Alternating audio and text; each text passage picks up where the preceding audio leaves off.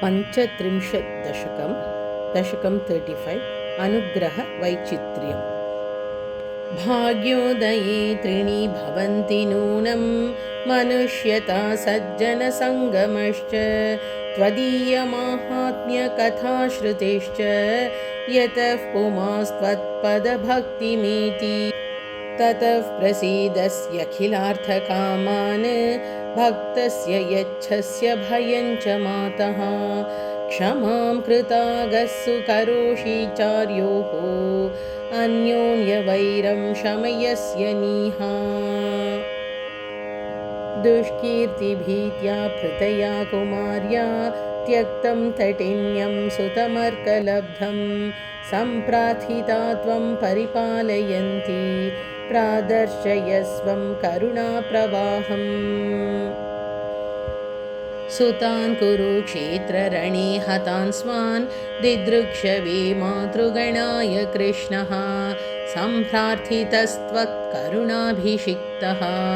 प्रदर्श्य सर्वान् समतोषयच्च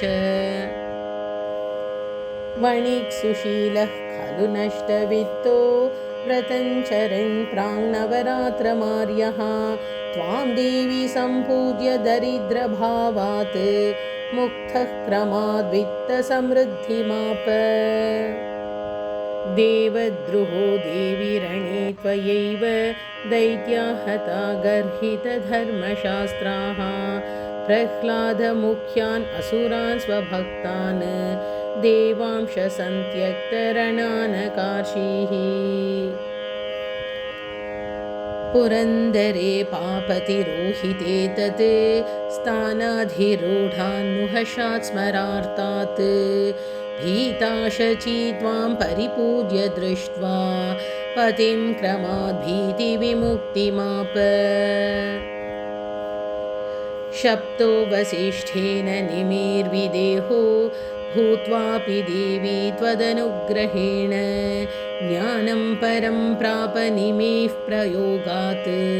निमेषिनो जीवगणा भवन्ति हा भार्गवा लोभविकोपचित्तैः प्रपीडिता हैहयवंशजातैः हिमाद्रिमाप्ता भवतीं प्रपूज्य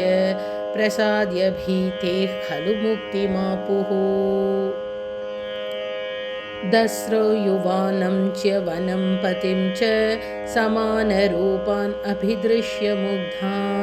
सती सुकन्या तव संस्मृताया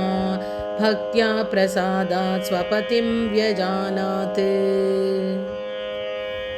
सत्यव्रतो विप्रवधूं प्रसह्य हर्ता निरस्तो जनकेन राज्यात्